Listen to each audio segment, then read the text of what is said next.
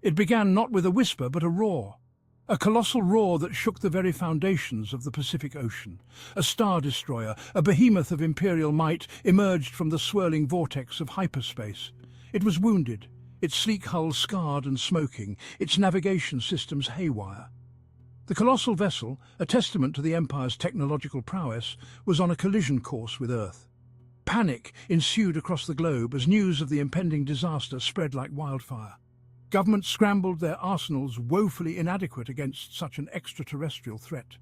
The world watched in horrified fascination as the colossal starship, trailing smoke and debris, plunged into the Pacific Ocean with a cataclysmic splash. It was an event that would forever be etched into the annals of human history, the day the sky fell. The impact triggered tsunamis that ravaged coastlines, wiping entire cities off the map. The world held its breath, bracing for the unknown. It wasn't long before the survivors of the initial cataclysm realized that the worst was yet to come. From the depths of the Pacific, the wounded Star Destroyer rose, its guns blazing, a declaration of conquest from a distant star. The Empire wasted no time in asserting its dominance over the shattered Earth.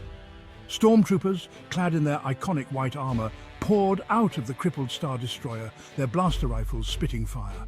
They met with surprisingly fierce, yet ultimately futile, resistance from Earth's scattered military forces. Earth's technology, hopelessly outmatched, crumbled before the Empire's advanced weaponry. Within weeks, the once proud nations of Earth were brought to their knees. The Empire, efficient and ruthless, established its dominion over the planet, their crimson banners with the Galactic Empire's insignia a constant reminder of their subjugation. The planet's resources were plundered, its people oppressed, its spirit seemingly broken. The Earth had become another conquered world in the Empire's ever-expanding dominion. Yet, even in the face of overwhelming power, the human spirit, much like the galaxy far, far away, proved stubbornly resilient. In the ashes of defeat, a flicker of defiance began to emerge. Whispers of rebellion, fueled by the stories of a distant galaxy where a ragtag group of rebels fought against the tyranny of the Empire, began to circulate. In the darkest corners of the occupied world, where the Empire's shadow held less sway, small pockets of resistance began to form. Ordinary people, inspired by the stories of Luke Skywalker, Princess Leia, and the Rebel Alliance, took up whatever arms they could find to fight back against their oppressors. Farmers, teachers, shopkeepers, everyday people transformed into freedom fighters, united by their shared defiance of the Empire's iron-fisted rule. These early acts of rebellion, though small and scattered, were a thorn in the Empire's side. Acts of sabotage, clandestine meetings, and daring raids on Imperial supply lines became increasingly common. The Empire, initially dismissive of these primitive uprisings, began to realize that the conquest of Earth was far from complete. The seeds of rebellion once sown had taken root. These whispers of rebellion soon reached the ears of a man who would become a symbol of hope for the beleaguered planet. A former NASA astronaut, grounded by the Empire's arrival, stumbled upon a hidden cache of ancient artifacts. Among them, he found something extraordinary, relics of a forgotten order, the Jedi. Captain Jonathan Carver, once destined to pilot humanity's vessels to the stars, found himself grounded, his dreams seemingly dashed by the Empire's arrival. However, fate, it seemed, had other plans for him. In the ruins of the Smithsonian National Air and Space Museum, he stumbled upon a hidden vault untouched by the chaos of the invasion. Inside, amongst the remnants of humanity's own spacefaring ambitions, lay a treasure trove of Jedi relics. An ancient holocron, its surface etched with strange symbols, whispered stories of a time when knights wielded blades of pure energy and moved objects with the power of their minds. There were lightsabers, deactivated but still radiating an otherworldly aura, and ancient texts detailing the ways of the Force. Carver, initially skeptical, found himself drawn to these artifacts, a beacon of hope in the face of overwhelming despair. He immersed himself in the study of the Jedi, their philosophy, and their skills. The Force, he realized, was not a myth, but a very real power that resonated within him. He trained in secret, honing his newfound abilities, preparing for the day he would use them to fight back against the Empire. His reputation as a leader, a strategist, and now a warrior with seemingly impossible abilities spread like wildfire, drawing disparate rebel cells to his banner. The Empire, however, was not content to let the rebellion fester.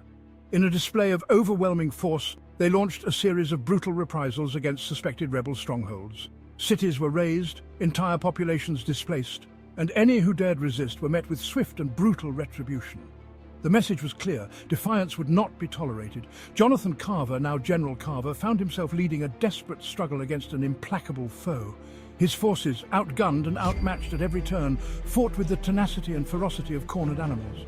They scored victories, yes, ambushes and raids that bloodied the nose of the Empire, but each victory came at a cost.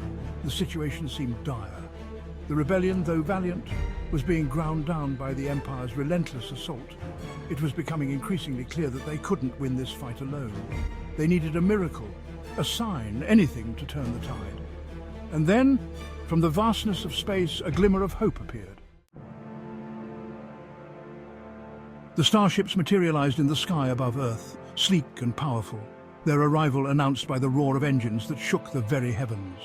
They were not the lumbering behemoths of the Empire, but ships of elegance and speed, their hulls adorned with the symbol of the Rebel Alliance. The cavalry, it seemed, had arrived. Word had reached the Rebel Alliance of the Empire's invasion of Earth, a planet unknown to them, but one clearly in need of their help.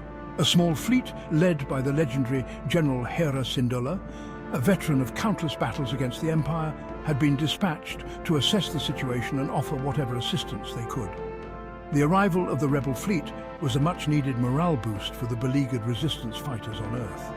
With the support of the Rebel Alliance, both in terms of firepower and tactical expertise, General Carver knew that they finally had a fighting chance against the Empire. The time had come to liberate Earth and reclaim their freedom. The final battle for Earth was a spectacle unlike anything the planet had ever seen. It was a clash of titans, a symphony of destruction that raged across land, sea and air. Rebel X-Wings and Y-Wings, their pilots veterans of countless dogfights, dueled with TIE fighters against the backdrop of a burning skyline. On the ground, laser fire crisscrossed the battlefield as rebel fighters, bolstered by the arrival of their alien allies, charged into the teeth of the Imperial war machine. At the heart of the maelstrom, General Carver, armed with a lightsaber pulsating with emerald light, faced off against the architect of Earth's subjugation, a Sith Lord, his eyes burning with dark side energy. Their blades met in a shower of sparks, their clash a microcosm of the larger battle raging around them. The Sith Lord, fueled by the dark side, was a formidable opponent.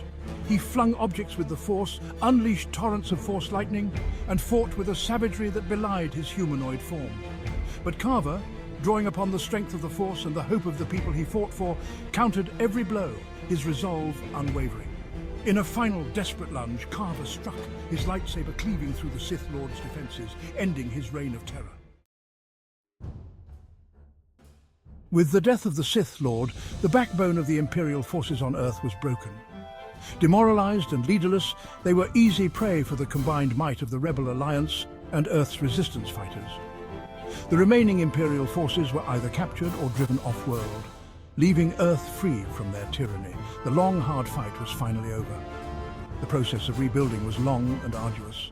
The scars of the Empire's occupation ran deep, both physically and emotionally, but the spirit of the people, much like the planet itself, proved resilient.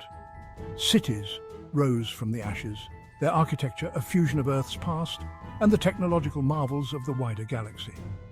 Earth, once an isolated planet on the fringes of galactic awareness, found itself at the forefront of a new era of exploration and discovery. The Rebel Alliance, their debt to Earth repaid many times over, shared their technology and knowledge, opening up the vastness of space to a species eager to explore beyond the confines of their homeworld. The Force, once a whispered legend, was now a tangible reality, its power flowing through a new generation, ensuring that the galaxy would be a safer place, thanks in part to the courage and resilience of the people of Earth.